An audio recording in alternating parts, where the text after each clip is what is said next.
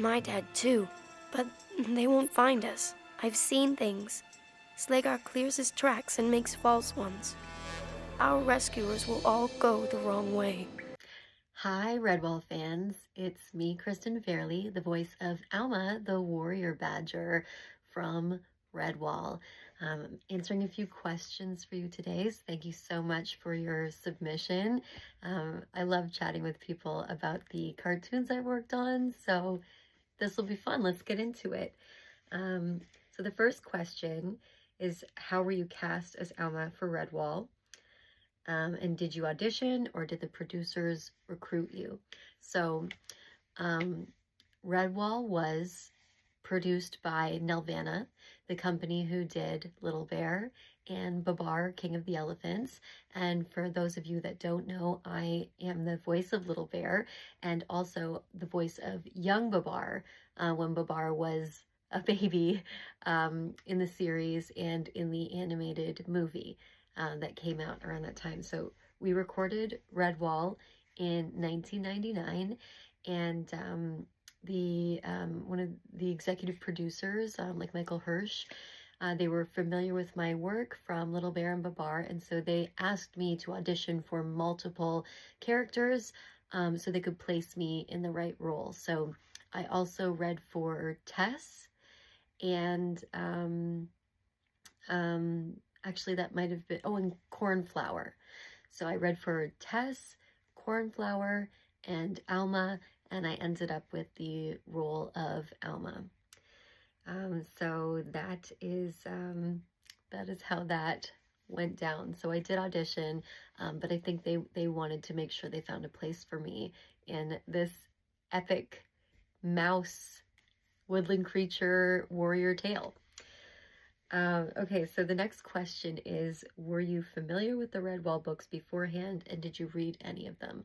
So I was not familiar with the books. I actually didn't know that it was a series of books until after we had recorded the cartoon.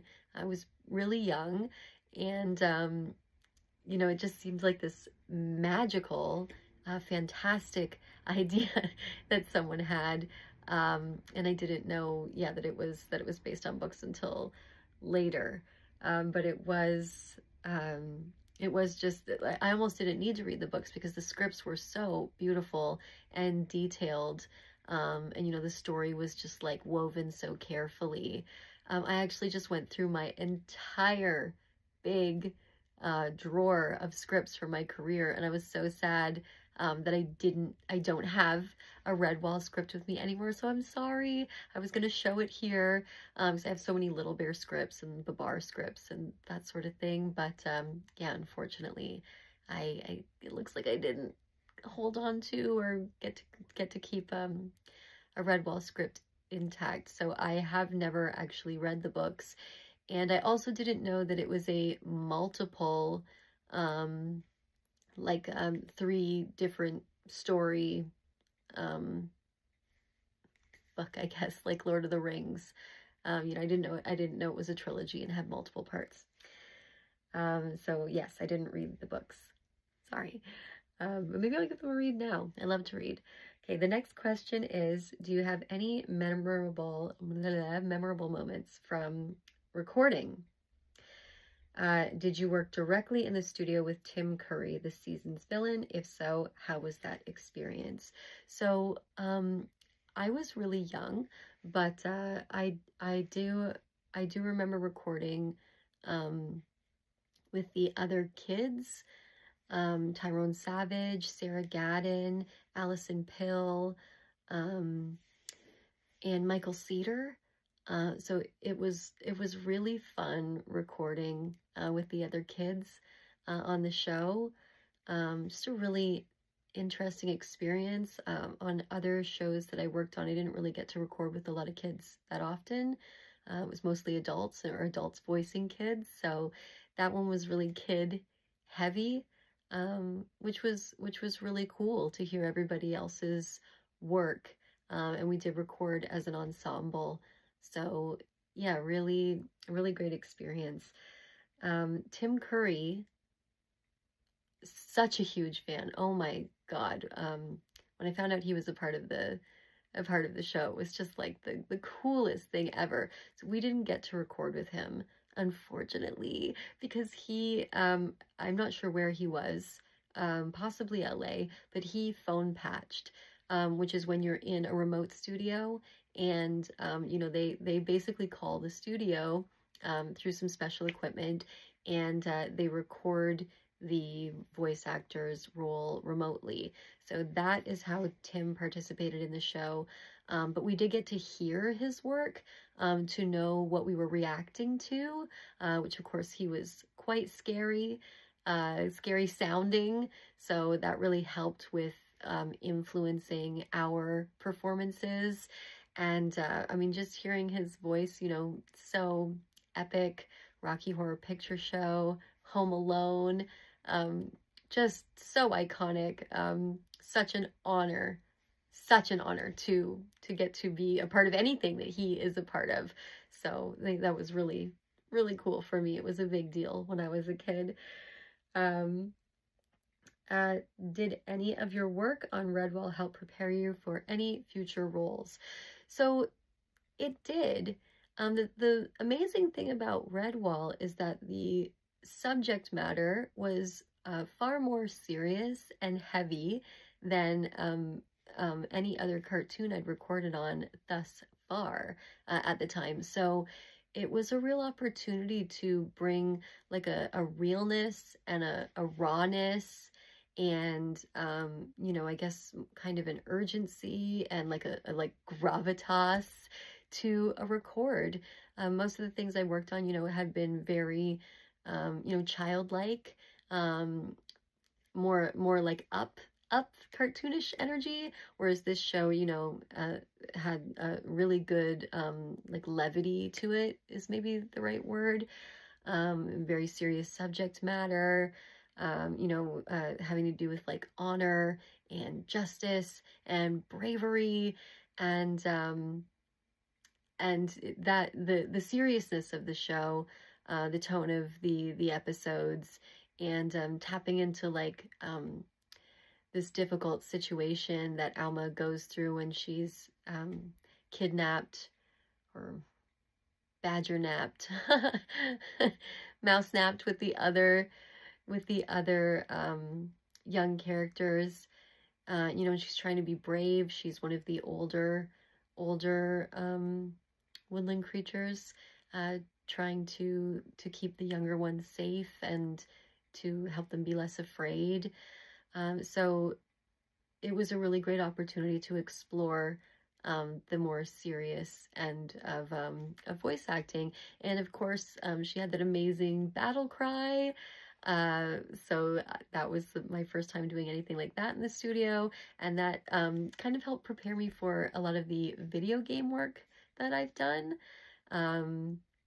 So yeah, it was definitely really inspiring and eye-opening and informative when it came to helping like just develop my experience as like a well-rounded voice actor. So definitely an incredible learning experience for me. And the last question here is, do you have any advice for anyone who wants to get into voice acting? So this is something I get asked a lot.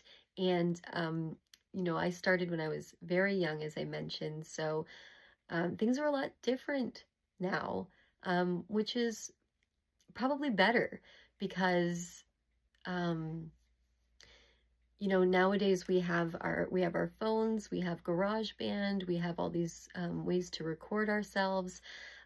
So the first thing you need as a voice actor is a voice demo.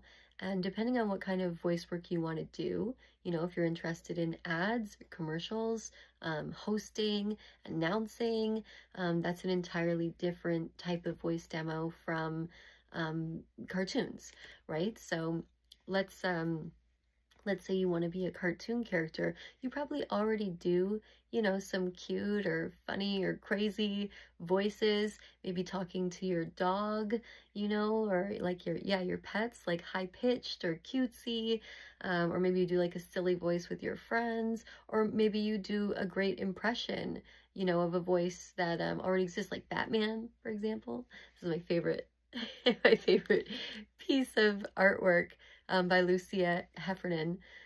I just love it. I guess the mouse is really on point for Redwall. Well, he's a modern mouse because he has an iPhone, a mouse-sized iPhone with Lego Batman. So what does it mean? We'll never know.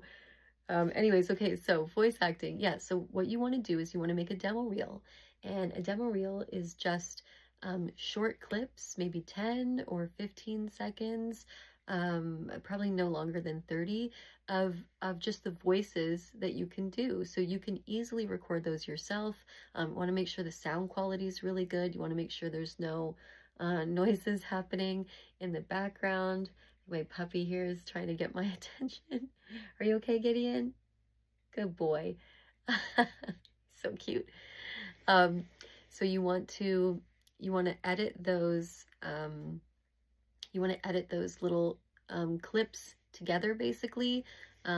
Your voice demo reel shouldn't be any longer than maybe like a minute or a minute 30 or less, and you basically just want to string together your different voice demos that you can use to show your range as a character. Are you okay, darling? Okay, he's got a little cough. Sorry, I'm just checking on him. Good boy. So you want to edit those little clips all together, and you want to arrange them in a way where you showcase your range. So, you know, if you're doing like a cutesy voice, and a voice that's like silly, but it's kind of close, you want to separate those ones and put them apart. So there's variety. Hey, come here. Now you can see who I'm chatting with. Come here, Gideon. Come here. Good boy. This is my best friend. Okay, sweetheart? Gideon. Yeah, and then there are these websites. There's lots of websites you can find. Also, on Fiverr, there are people looking for voice actors for work all of the time. So you can upload your voice demo reel to numerous sites that can help you get exposure. Also, social media is really good for sharing your talents, obviously. YouTube is another really good one. Yeah, there's lots of ways these days to get your voice out there without needing, you know, an agent, which is what I have, obviously, or maybe not so obviously, but yeah, I have a voice agent, and they source roles for me. Okay, darling? He has a little cough. Sorry, guys. Yeah, so that's how I got into voice acting, was through my agent. And if you're looking for an agent, you can look in your local area. I mean, really, you can just Google these days, right? Like voiceover agents, voice acting agents in your area. And then you submit your voice demo reel to them. And, you know, always follow up. There's lots of people looking to bust into lots of fields. So be persistent, be positive, be courageous, and put yourself out there. You know, if you don't try, you'll never know. So I think I'm actually going to be releasing maybe a little video or like a little ebook, a PDF for sale on my Instagram of more tips and tricks of how to break into voice acting. So watch out for that in the future. And of course, you can follow me on Instagram at Kristin Fairlie, my name. I post all of my projects and behind the scenes with my puppies, and yeah, just what I'm up to there. And of course, I am on Cameo. I'm available for videos and for DMs. If you'd like to chat, you can hit me up on Cameo. And thank you so much for this request, and for being interested in Redwall, and asking me to share my experience with it. I really appreciate it. So thank you, and I hope you all have a wonderful day.